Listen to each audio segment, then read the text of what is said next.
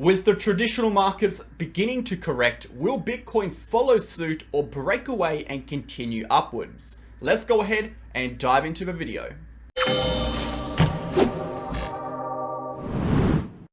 Okay guys, welcome back to the channel. Thank you for tuning in. I hope you all having a fantastic day today. In today's video, we're going to be going over some key charts. We're going to be talking about the total cryptocurrency market cap. We're going to be discussing the altcoin market cap. We're even going to be talking about the correlation between the S&P 500 and Bitcoin. Alongside all that, we're going to get into the technical and structural levels on the micro and of course the macro charts. Before we get into it, smash that like button, hit the comment button, and subscribe to the channel. We post daily videos for Bitcoin focusing on the facts, the data, the technical and structural information, and the relevant economic news. No hype, no BS, no emotion, pure raw TA. If that is the kind of content you are interested in, join us on Telegram. It is the third link down below. You will get access to charts, updates, videos, educational posts, news events, and everything you need to stay in the loop of cryptocurrency with Bitcoin and of course the relevant economic data. If you are interested in trading, join our VIP channel. We post trading signals with exact entries, exact targets, and exact stop losses. As you can see over here, exact entries, exact targets, exact stop losses, trade justification, and our setups. You can see in the last few days, start of this month, we've had only wins with some massive profits. 80% profit on this trade over here. This was, of course, our trade on DOWJ. We had 44% profit, of course, on our link trade. 42% profit on our Gala trade. We have profits on our Bitcoin shorts. We have profit on ADA. We've had profits on every trade we've taken. If you're interested in joining the VIP to get access to that, including access to the group chats, the general chat, trading chat, and education chat, help chat, news chat, video chat, and of course, trade setup chat where our members post their own trades. If you're interested in getting access to all that, go ahead and contact me in the pinned comment of the free channel to find out more. Let's go ahead and jump into the video, starting on the market data. How are we looking for today? So we're a couple days into October. We're currently 2.75% in the green for October. October is still on the way apparently. Moving into the volume, we are up 1.92% for the last 24 hours, sitting at a total of 54 billion. Liquidations up 38%, sitting at 63 million. We have actually pushed up just a little bit on the short term from that major 27.3 to 27.2k support. If you have been following the channel, if you've been following our videos and following us on Telegram, you would have known we expected a rally up to take out the liquidity at 28.3 to 28.4. We then expected a correction to 27.5 and finally a loss to 27.2 to 27.3, where we then expected a short-term rally to liquidate some late longs. That is exactly what we have seen now. We have seen some of those late longs liquidate. If we take a look late shorts. We take a look at the 24-hour rec. We see some shorts coming in. We even see some long positions coming in, which is interesting and actually quite surprising. But again, we are starting to liquidate some of these late shorts that people entered shorts down within this range. Moving on from there, the volatility index, guys. The volatility index on the 30 and the 60. On the 60 has been slowly ticking upwards.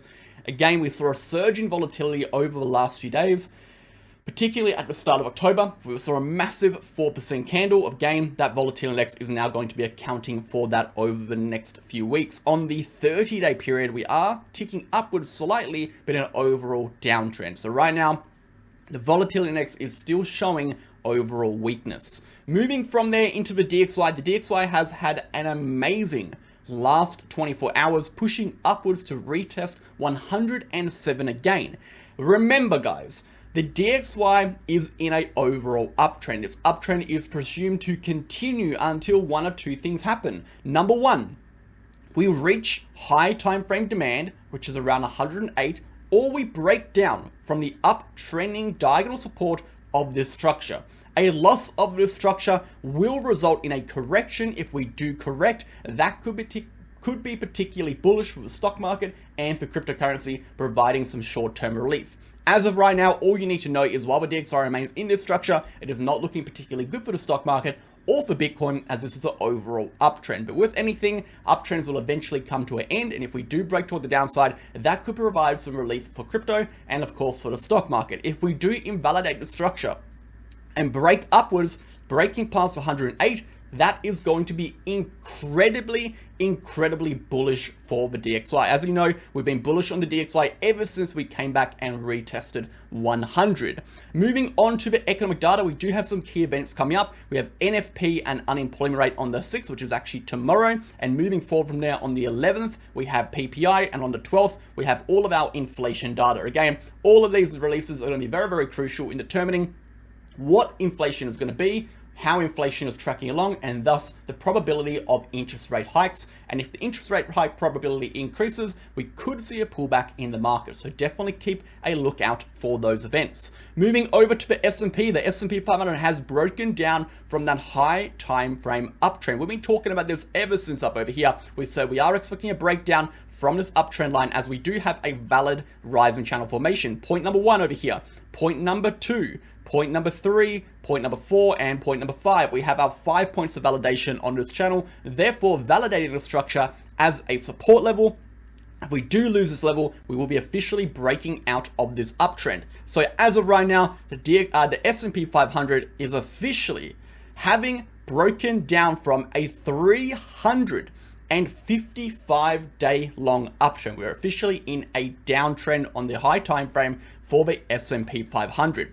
How low they'll continue? If we do continue downwards and we do not fake out over here, we could see a move back towards this level. We're looking at this gap into the RPV between the POC and of course this cluster at 4,000, so about 4,100. Our first target was 4,300. Our second target is going to be sitting over here if we continue downwards. Watch out for a fake out. If we get above this daily high at around 4,350, and that could show some strength to push the price back upwards. But again, the probabilities of that are quite unlikely, provided economic data comes out relatively bearish and the S&P 500 stays underneath this diagonal resistance. The Dow Jones has reached our target after about a few weeks. We saw a pullback to our range of around 33,000. Of course, the Dow Jones has been looking bearish for quite some time now, much more bearish than the S&P, as it broke out of its respective 300 plus day uptrend a little while back. So it came down and retested our level again. Support is support until it's not. Expect a bounce.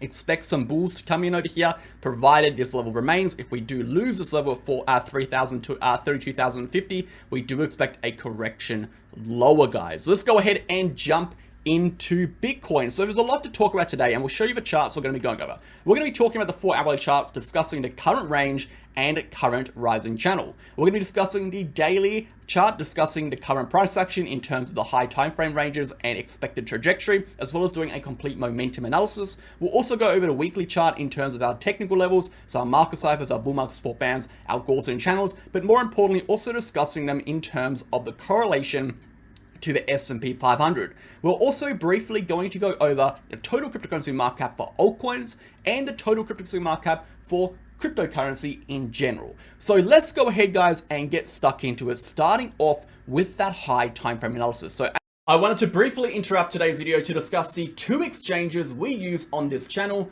Bitget and BingX. So which exchange should you sign up to? If you look to the right hand side of the screen, you're going to see the list of differences in relation to KYC requirements and the countries these exchanges offer services to. The first link down below being the Bitget link, and the second link down below being the BingX link. No matter which link you sign up to, you're going to get up to 15% discounts on your trading fees, up to $5,000 in trading rewards, and of course, you'll get access to every single MegaWhale exclusive bonus campaign we run on these exchanges. Alongside that, Bitget and BingX are incredibly similar. They are both ranked top 10 in terms of trading volume. They both have extensive liquidity pools and market pairs offering up to 125x leverage. And most importantly, they both offer protection funds for their users to protect you against any third-party hacks. So get started now and support the channel by clicking the links below. Thanks for listening. As you can see over here, this is our correlation between Bitcoin and the S&P 500. As you can see, we discussed in the beginning of the video, the S&P 500 is falling, Bitcoin is kind of moving upwards. Could we see Bitcoin move in alignment with the S&P 500? Now, it's very likely so. Here's the reason. The S&P 500 and Bitcoin, they have a pretty strong correlation. They have a pretty strong positive correlation. It's around 70%. Now, what the correlation doesn't determine, it doesn't determine the ratio between moves. And what I mean by that, if we go over to our DXY over here, and we take a look at the correlation between the asset classes, which is going to be represented by this chart over here, it talks more specifically about how the direction, perceived risk, and overall return of these asset classes are aligned by a 0.7 correlation. It doesn't tell us anything about the distance between these lows and highs they do generally make. So we can see the correlation between these assets remain relatively positive, and we can see the S&P 500 in periods massively overperform Bitcoin, and we can also see in periods the S&P 500 massively underperform Bitcoin. But what it is saying is, while the S&P 500 is in a high time frame uptrend, we generally see Bitcoin as well in this high time frame uptrend. If we take a look at the periods of time Bitcoin is heading down, it's generally around the same time the S&P 500 is heading down most of the time. It's around 70% of the time on a high time frame. There are periods where we have Bitcoin moving in opposition, such as over here. We saw the S&P 500 rise, we saw Bitcoin go down. Now, there are external factors to what can drive price action sometimes. In this instance, we had the FTX crash. If we go back to this chart over here, we can see some of the factors that drive systematic risk are government policies, social perspective, which was a really big one for the FTX crash. It caused the risk in cryptocurrency specifically to massively rise above the market risk, okay, which S&P 500 was attuning to, which caused the S&P 500 to continue upwards while Bitcoin corrected. And we saw a little bit of the same thing happen in the last few days. That's what we're talking about. We've seen Bitcoin kind of move upwards, and we've seen the S&P 500 move down. Why is that? What could it be? October, social perspective, market psychology, people were expecting October to be bullish, and therefore we saw an explosive move in October right as the month started. It's very likely. Does that mean if the S&P 500 continues down, Bitcoin will correlate to it and continue down as well? It is possible. So what I'm trying to get to over here is, using other markets and looking at the entire market risk can sometimes give you a more realistic perspective of what the markets are actually doing. Which market is really deviating from the trend? Is it the S&P or is it Bitcoin? In this instance, it would be Bitcoin. If we take a look at market risk, we have to understand there are two forms of market risk. There is individual market risk in terms of individual assets. You have asset class 1, you have asset class 2. Every single asset within the entire risk asset market has its own individual risk. So you have your own individual risk within here. That individual risk is made up of a variety of things, such as social perspective, economic policy, specific governmental policy, restrictions, yada, yada, yada, all these different extra things. Then you have the overall market risk. The market risk has the same components of risk, okay? Now, the overall assets within the market generally correlate toward the market risk, but they can deviate from each other based on the individual risk changes at any particular time based on external factors. So the correlation between these two assets plus 0.7 is due to the fact that they're correlated or connected to the overall market risk for the most part. When they deviate away from that is not because they're deviating from this, it's because when they look at the different in market risk over here, we have external factors influencing over only that one particular asset within the overall market, and we see deviation in that price from the overall market trend. And that's what we're seeing for Bitcoin right now. We're seeing Bitcoin deviate away from the overall markets. So the question is, will Bitcoin continue like this? Or was October pump just a bit of FOMO, just a bit of psychological fun, a bit of price action, was a manipulation, and will it come back down? So we'll discuss that in our today's video.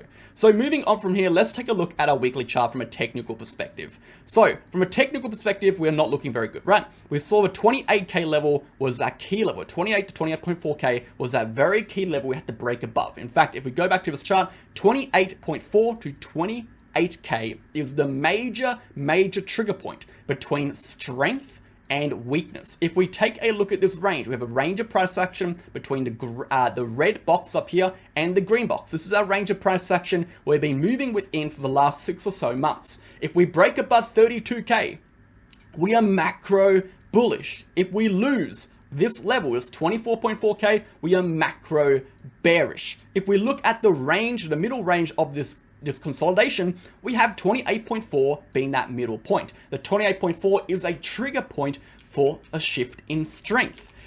Therefore, it is a resistance, and thus, while we remain underneath this level, there is still a chance we come back to retest here, and if we do retest it, we're very unlikely to hold above it. If we want to see strength to push us back up to 32k, we absolutely, without a doubt, have to get above 28.4. Moving back to this chart, we can see 28.4 is represented by the Gaussian channel upper band. The upper band of the Gaussian channel. As we can see, every time we break above the Gaussian channel upper band, okay, excluding, of course, this was, of course, the COVID crash, we see a continuation in trend because it represents a shift in high time frame strength, okay? We can see instance over there, we can see another instance over here, okay? Moving forward, we can see another instance over here. When we break above the Gaussian channel upper band, it represents a significant shift in strength, and that strength, of course, is represented as volatility, volume, momentum. It enables the price to push upwards. While we remain underneath this level, we are technically in a downtrend. If we already break above but fail to continue upwards, this represents exhaustion, okay?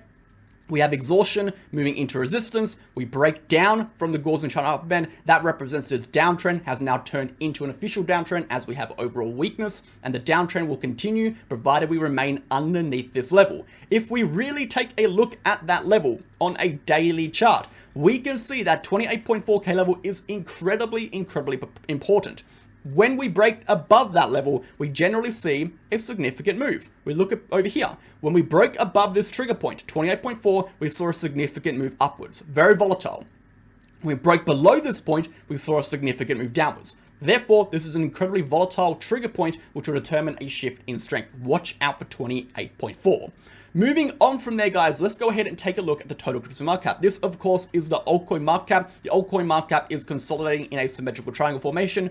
A symmetrical triangle formation is a neutral pattern, meaning it doesn't really have a greater probability of a downward move or a upward move. However, when we enter a symmetrical triangle formation from the top side down, there is a slight advantage towards a breakdown, as the direction of the trend will likely continue through consolidations instead of reverse. That is generally how it is. Now, if we do break above this downtrending diagonal resistance on the altcoin market cap, we could then see altcoins explode and altcoins rally. If we take a measured move, we're taking the measured move from the base to the first retest, applying to the breakout point, we could see a move for altcoins back up to around 500 billion in market cap. On the downside, applying that same move toward the downside, we could see a correction on altcoin market cap to around 200 billion. This VRPV spike filling this gap. Again, if that does happen, we're going to see altcoins lose about 30% in value.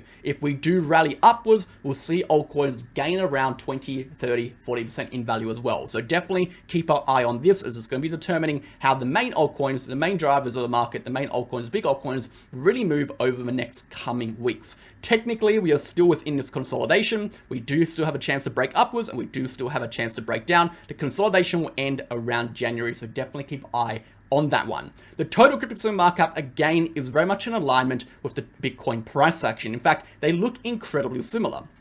As 32,000 is a key trigger point on the Bitcoin chart, we can show you over here, that 32,000 again is equivalent to the 1.23 to $1.3 trillion resistance level. Again, if we get above this level, that will be deviating above this cluster of price action. That will result in a huge continuation upwards. We're looking for a move to around 1.8 to even 2 trillion on the total crypto market cap. Again, while we remain in this structure, and if we lose this 24.4k level of support, we could see a correction all the way back down to the range low. So let's discuss that, guys. If we take a look at the current range of price action, we have identified now 24.4 is a major level of support, 32k is a major level of resistance. If we break above 32k, where is Bitcoin likely to go? To answer that, let's take a look at this chart. What have we done in the past? What have we seen in the past when we break above our major trigger point? If we take a look at the horizontal red line, we can see over here, horizontal red line, we can see over here, and horizontal red line, we can see over here. In the past, when we've closed monthly candles above those levels, okay, monthly candle close, we move up to the dotted trend line. The dotted trend line is the dead cat bounce high of the prior bear market, okay? Dead cat bounce high of the prior bear market. In this instance, that takes us to 48K. So we can say if we close a monthly candle above 32,000, we are likely to see a rally to 48,000 based on our historical price action. Does that match up the data? Well, if we take a look at the high time frame chart over here on a 3-day chart, let's say, for example, we can see immediately the next major area of resistance is going to be 40,000, of course, but the next really major one is going to be 48. As we break 48, we start declining in the VRPV, indicating this point here is a major level of resistance. So definitely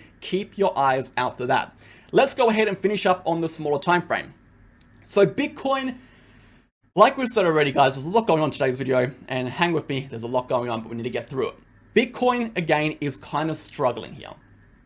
And we know Bitcoin's struggling because, again, we talked about it on the technical level. We're underneath that 28.4 level. We're underneath 28. The Gaussian channel weekly chart. We're underneath the Gaussian channel, right? We're retesting the bull market support bands. We're in a bit of a pickle right now. We're in a struggling point. If we do break any lower, we're not looking very healthy. Again, on the high time frame, we're still retesting that point. We're looking a little bit rough. So on the small time frame, this green box is at 20 to 28.4K level. We're currently actually moving in a rising channel formation. The rising channel formation, however, has not been validated by the 5-point rule. It's got 1, it's got 2, it's got 3, it's got 4. If we had a 5, we're looking for our 5th point down at 26.8, okay?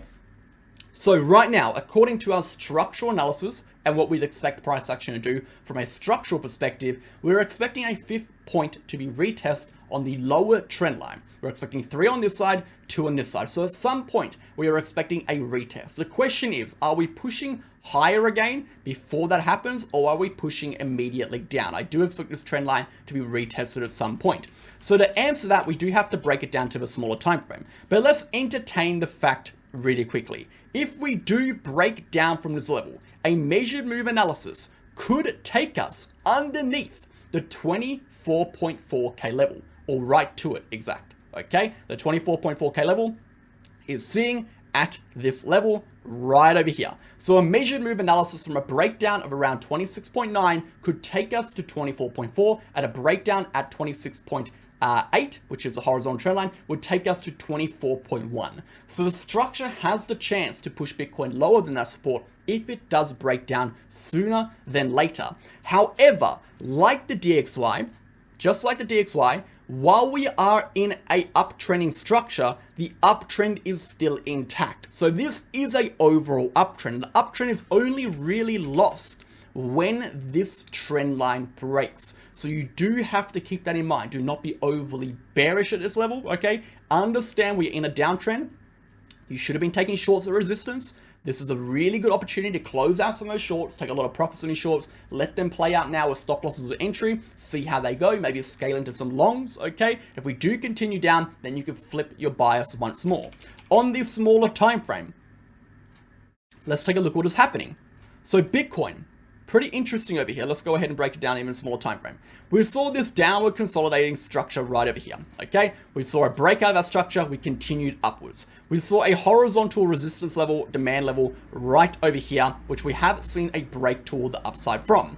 At the moment, we are above this level. However, we are showing a little bit of weakness, right? We have bearish divergences printing right over here on this small time frame. Again, rising price action, falling momentum. That is present on the 15, that is even present on the 30 and the hourly. So we are starting to see a little bit of weakness here at this level. The 28K level is of course a major level of resistance. So what are you expecting on the smaller time frame? I expect a continuation upwards to 28K, provided we do not fall below 27.6. If we fall below 27.6, I'd expect a full-blown rejection all the way back down, potentially to this uptrending support line at around 26.8, okay? So right now we are starting to see exhaustion. I would not be entering longs here. I'd be keeping the shorts. I'd be watching the shorts, putting my short stop losses at entries. I'd be taking profits on my shorts. Actually, you should have already done so over here. And I'd be really paying attention to the next day or so of price action, guys. Again, this is not the time to be front running anything. This is not the time to be overly bearish and not time to be overly bullish. While we remain underneath 28 to 28.4. I'm going to say it again. While we remain underneath 28 to 28.4, we have the possibility to correct lower. If we take this trend line, which is going to be our RSI trend line, drag it across, you need to be watching the momentum. Watch the momentum for the 50th time, guys. This is the most important trend line right over here. It's going to determine whether or not we actually see the strength to break 24.4 downwards, or if we're going to continue upwards. Again, whatever happens first, a break above this level or a break below this level will likely determine the next move. If we lose this level in RSI, we are likely going to complete the move downwards. If we break above 28.4, we are likely going to complete the move upwards. Keep it simple. Keep it obvious. Thanks for watching, guys. I hope you have a fantastic day. Check out the Crypto Academy courses. We teach you guys how to trade. There's a link down below. And again, I'll catch you in the next one tomorrow. Thanks.